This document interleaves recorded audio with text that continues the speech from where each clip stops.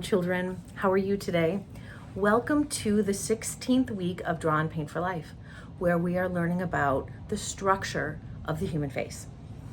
So this whole idea is just to liberate you to make faces anytime you want, to make them any way you want, understanding that the essential human structure to the face is that the eyes are in the middle of the head. So you divide your head in half, place your eyes. Then you divide it in your mind into thirds. You place your eyebrows and the bottom of your nose. And if you do that, things seem to kind of fit together well. And again, we learn the rules so that we can break them. A lot of you make cartoon characters. So when you know that people are expecting to see eyes in the middle of the head, maybe you place them somewhere else for an element of surprise or fascination. So we're going to do some color mixing and look at the work of Andy Warhol, who took the image of a human face and the concept of celebrity and asked us to look at the culture that we were creating in terms of a mass-produced culture. This was at the advent of right after the Second World War, when everybody was making dishwashers and wash machines and the whole world was exploding with consumer goods. And so he asked us to look at how we were consumerizing this whole concept of humanity and the human face. And so we'll look at a little video of his work just to present you with the idea of the human face, how we see it in art. And then if you could do something this week is just look at all the different variations in everybody's face, where you see them. When you're talking to someone, look at their face and really look at their eyes and see how we are all the same and yet all gloriously different. So here's to a great week. The color of the week is red violet. We'll go right into color mixing now. Thank you so much for being here. Have a beautiful day, and thank you for making art. So here's a little discussion about our color for the week, which is red violet. And this is part of your workbook, and you can see what happens when we mix it with the colors. Let's do a little like real-time mixing so that you can see, and I really want you to understand that understanding color by name and what happens when you mix it will liberate you, especially in the digital world. Some of you may go on to design websites, and I'm sure the world will be very different by the time you're ready to do that than it is today. But it's wonderful to understand. This is blue violet with black. Do you see how it kind of has like this charcoal thing that happens? Here's, I called it blue violet. It's really red violet. As you can see, kind of like this gorgeous raspberry color. Some people call this magenta. I think magenta has more pink in it.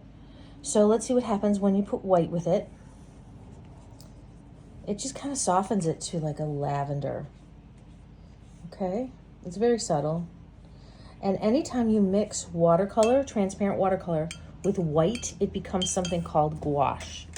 And that's very apparent here because it loses its transparency.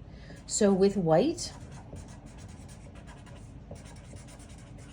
it's called Gouach.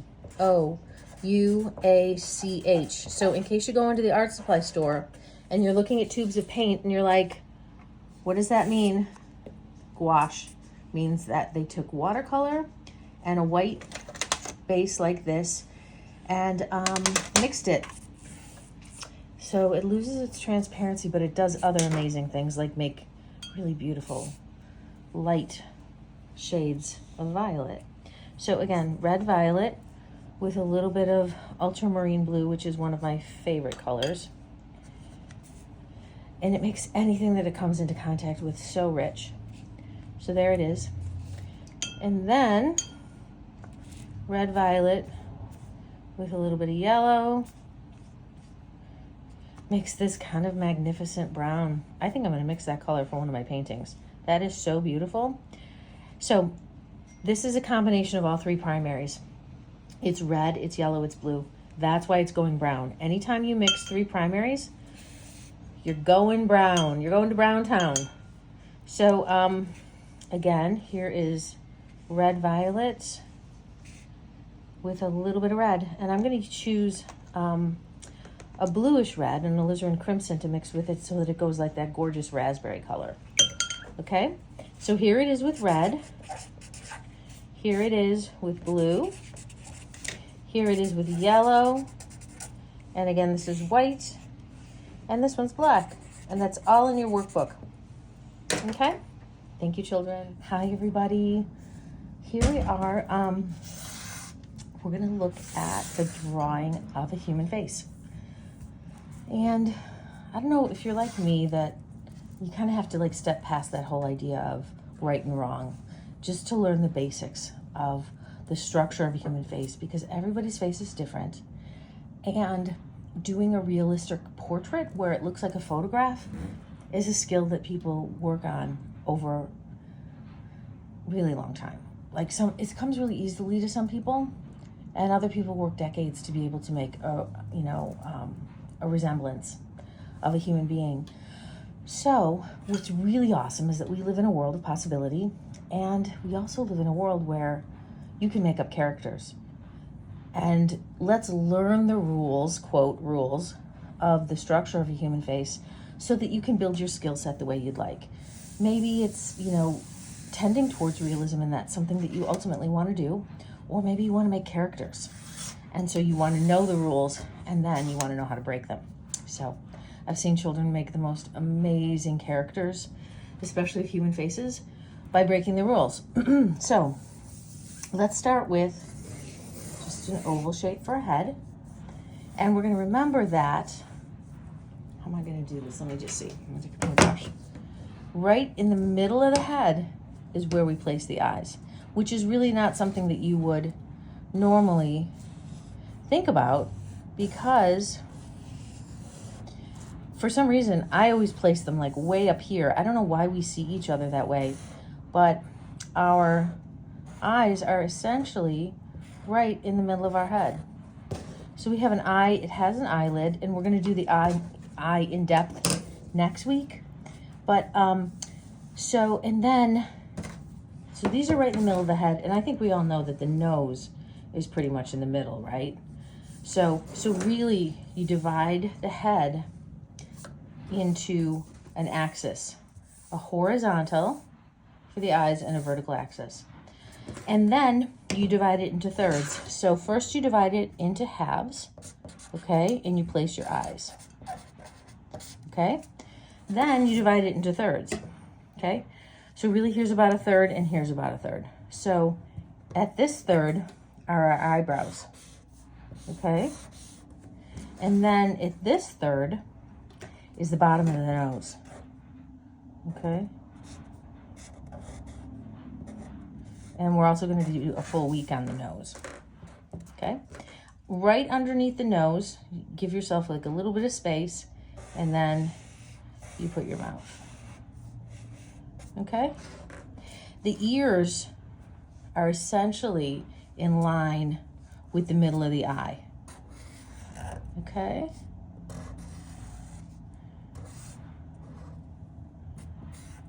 Okay, so right away I just have to like paint a little bit of color in the eye. And I think this is also a really good time to talk about mixing skin color, all right? And from here, then you can put hair on the top, okay? I'm gonna paint that in. And, hairstyle. So go up. Do we have a ponytail here for a girl? Is it a boy? Whatever. So, and then from there comes our neck. So again, I'm going to do that at the end. So we're talking about, I just want to show you in terms of mixing skin color for those of you who might like to paint. And actually in my paint box, I've already got something mixed here.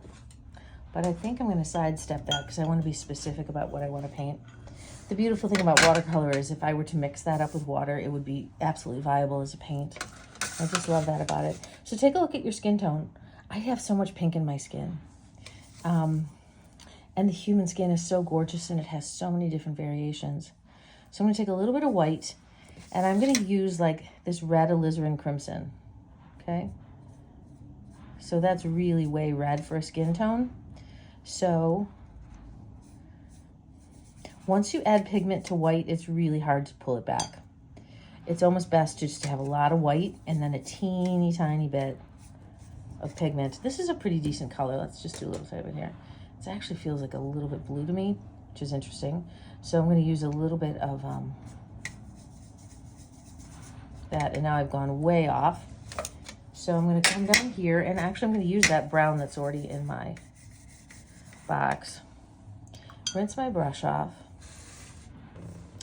Come back to my white and see if I can pull some color together here. And then I'm going to add a tiny bit of yellow to it. Okay. A little bit of this yellow ochre. That still doesn't feel great. Let's put a little bit of orange. So mixing skin tone is like playing around with a base of white. And let's try this. I'm going to start at the neck and just lay in. That's not bad. Okay. So it's laying in white into your pan and then adding tiny bits of either yellow or tiny bits of red. We usually don't have a blue undertone in the skin unless our skin is like really darkly black. Sometimes there's blue in it, so that's a beautiful thing to experiment with. And you have all these browns as well in your box for you to experiment with the color of your skin. But like, look at your skin, see what color it is. And when we're in the classroom, we'll help you mix. There you go.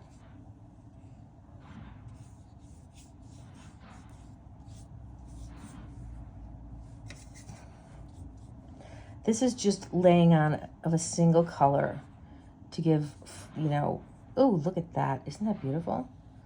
Okay, so I'm just gonna kind of pull that in. I love that. But then again, red violet's really one of my very favorite colors. So don't let it freak you out if the paint takes on a life of its own. It's really what's beautiful about watercolor. It is a world of continual chaos asking to be set free or managed. So single color on the face, which is not terribly exciting. I'm going to use a little bit of this pink over here just to see if I could give a little bit of dimension to the cheekbones. Okay, a little bit shade over here.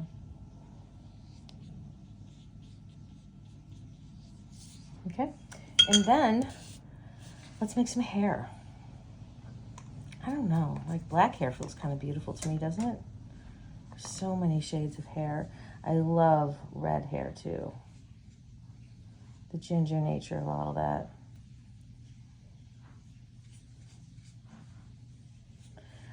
So isn't it interesting? The head shape when you add the hair on, just feels like the head feels so high. I forgot to paint my ears. There you go.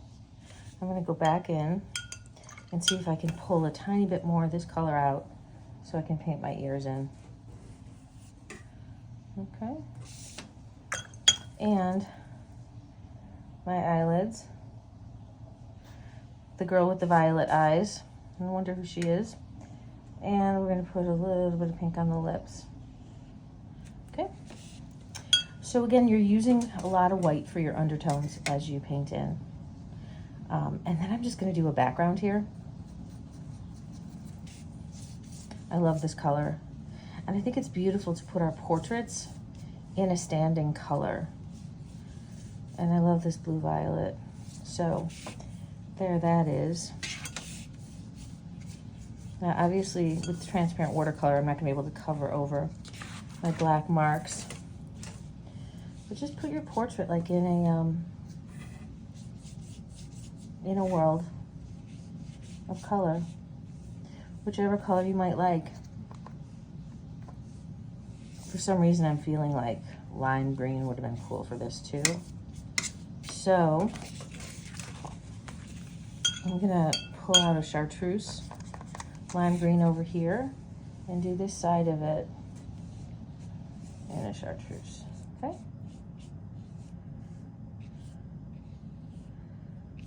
All right, So there's our background. And what I want to show you one more time, this is wet, but so the eyes are in the middle of the head. Okay, the eyes are in the middle. The nose is on the other axis, okay? And then, so first you divide it into half in your mind, and it feels counterintuitive, but the eyes are in the middle, they're not at the top. And then a third and a third. I'm going to draw those in for you. Okay, so the eyes are half. Hope you can see that. Okay, right in the middle of the head. And this is all in your workbook. And then this is the opposite axis. The bottom of the nose is the bottom third. The top of the eyebrows is the top third. And you can see I'm slightly off here, but that's okay. I'm sure it's right for somebody's head. So it's 1/3. For those of you who like numbers, 1/3. So this is a third, this is a third, and this is a third.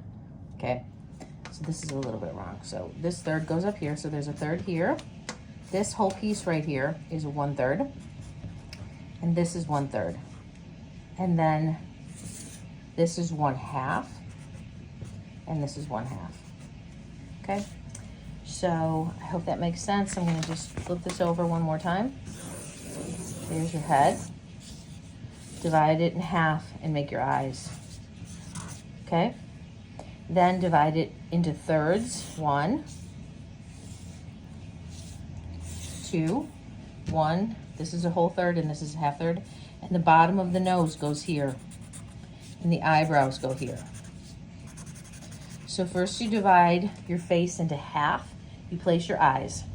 You divide it into thirds. You place your eyebrows in the bottom of your nose. All right, there you go. Thank you, children.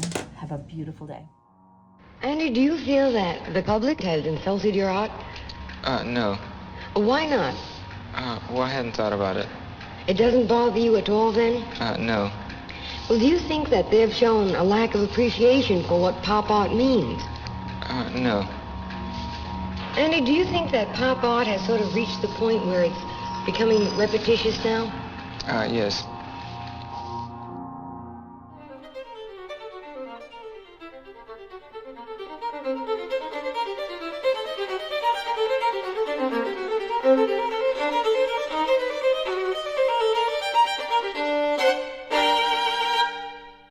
The late Marilyn Monroe.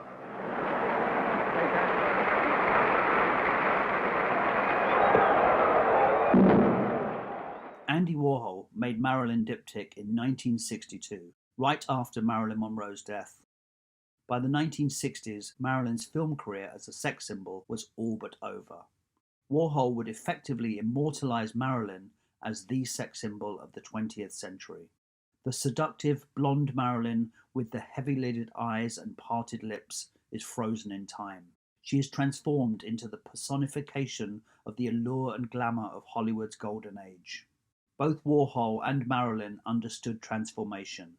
She was an abused foster child from the rural Midwest who transformed herself into Hollywood royalty, and he was a shy, sickly, effeminate child of working-class immigrants who transformed himself into the most famous and most controversial artist of his generation.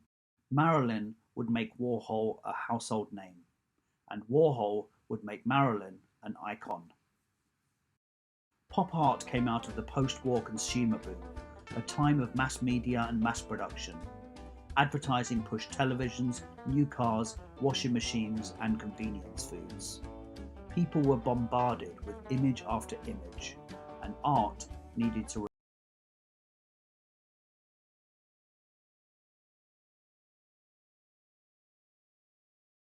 reflect that. Pop art was inspired by popular culture, and artists like Roy Lichtenstein and Andy Warhol used instantly accessible images to reach mass audiences. Their art would blur the boundaries of high art and low culture. It was in many ways a reaction against abstract expressionism, the dominant artistic movement in the United States in the 1950s. While abstract impressionists like Jackson Pollock produced spontaneous, personal, and emotional work, pop artists were producing depersonalized, objectified, and representational work. Warhol had already produced two of what would become iconic pop art works, but Marilyn Diptych he produced just 4 months after her death would cement his reputation as the Prince of Pop Art.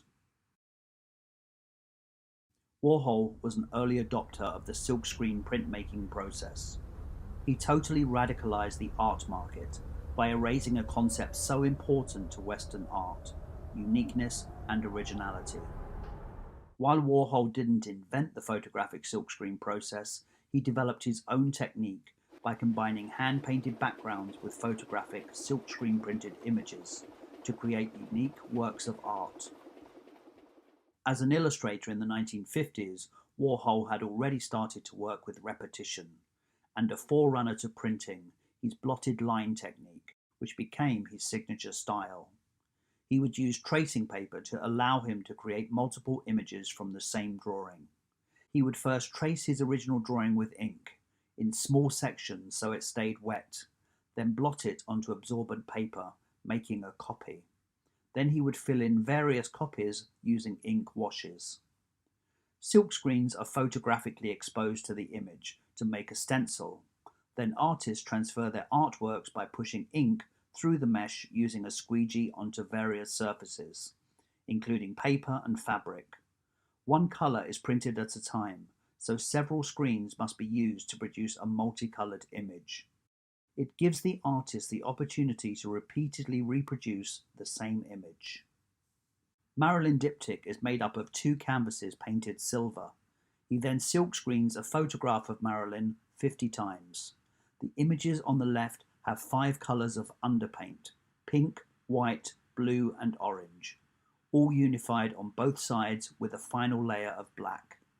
We must remember that it would have been easy enough for Warhol to make a crisp, clean image, but the bleeding of the ink, the overlapping colors, and the ghostly grey images are deliberate choices.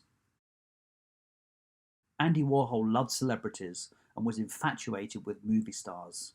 He grew up poverty-stricken in Pittsburgh during the Depression. Obsessed with fame and celebrity at an early age, he would escape by devouring movie magazines and writing fan letters to movie stars. At 13, he wrote to Shirley Temple and received this signed photo, later found in his childhood scrapbook. The pose and the colour tinting of the photo may well have influenced his images of Marilyn. Later, in the mid-1950s, when he was a well-known shoe illustrator, he would name his shoes after celebrities. But instead of choosing an image from 1962, the year she died, he chose a publicity still from 10 years before. By using this image, he portrayed Marilyn at the peak of her beauty and her youth, and the peak of her fame. Marilyn is forever frozen in perfect cinematic beauty. Thank you so much, children, for making art.